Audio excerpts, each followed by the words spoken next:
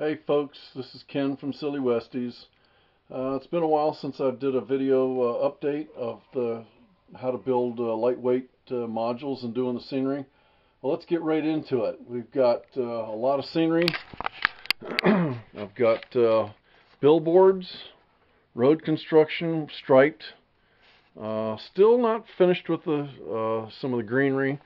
You can see that it looks like there's all kinds of fault lines, and actually those are pot toppers. When I've finished doing all the scenery, you can see that I've disguised the fault lines pretty good. I've got chooch, the flexible chooch walls here. I scratch built the stairs. I've not built the stone church yet. I've still got several trees to put in, more greenery. There's a lot more to do. I got some guardrails up. Got some vehicles here to make it look pretty believable.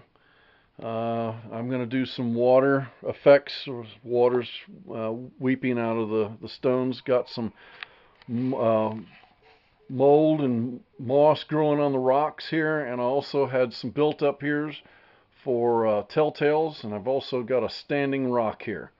I've named the modules now, and of course I've got it named as upper. And the other module that I was really basing the story out of was downer.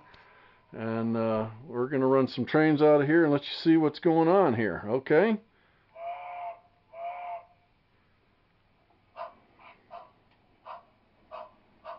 I'm using a Proto 2000 080 where I have added a medium steam tsunami decoder in this engine. My railroad name is the WC&S, which is the Watauga Creek and Southern Fictitious Railroad. Let's take a look at it as it goes through the tunnel. The tunnel is very tall. It should take us double stacks through there. It's very close, I know. I don't have all this what I did had described in the other videos for doing the scenery. So that's pretty much, we're kind of backing up and going from square one.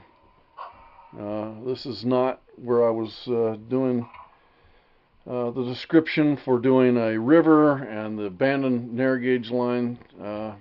Well, it is a hobby, isn't it? You can get distracted and do something else. This one was pretty fast, but I'll get back around to it. It is a hobby. Let's go back up the hill here.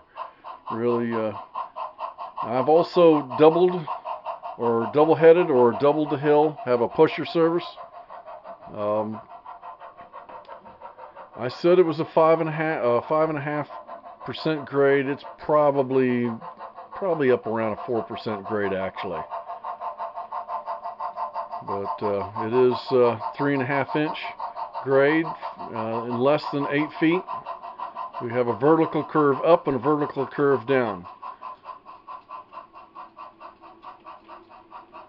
These modules have already been in a couple shows already.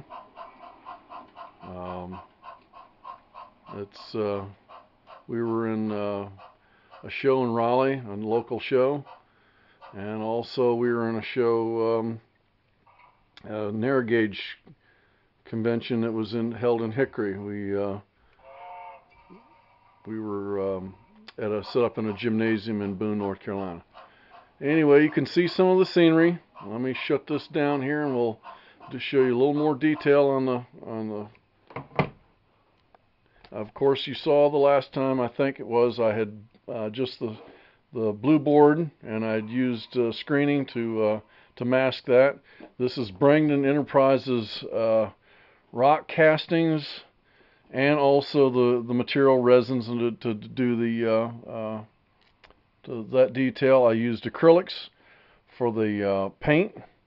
I used styrene. You can see there's a fault line here. Really couldn't do a whole lot with it. Foam board for the lining for the tunnel, and also the abutments there. We're using real dirt that's been sifted. Using also Woodland Scenics for gravel and also for the ballast. We've also did it's a real rough, it's supposed to be a mud hole, where we call this photographer's curve here, where there'll be probably a guy standing up here taking pictures of trains coming up and down the mountain here.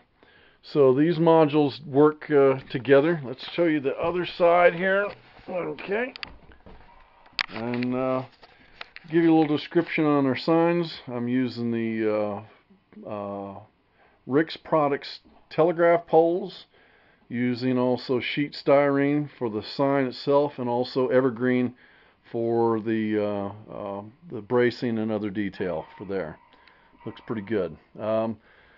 Also using Luan for the side here, and where it was really close here, I actually cut it in and blended in a piece of styrene here, and then did some kind of body patching there.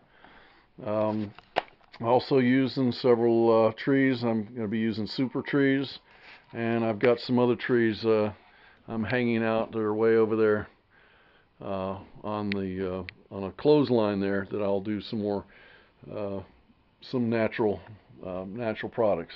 So anyway, it's turned out pretty good, I think. It's definitely different. I do like the rock work, and of course there'll be more foliage in here, more trees, low-lying trees, and maybe eventually I'll get back to this module. So this is really the one that started it all. You can see I have the narrow gauge track in here.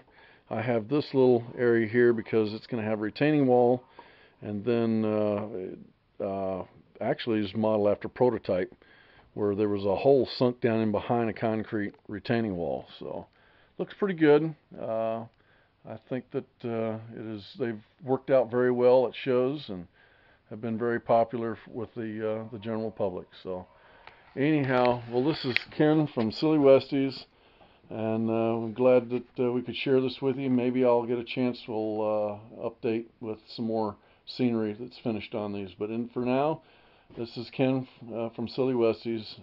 Adieu.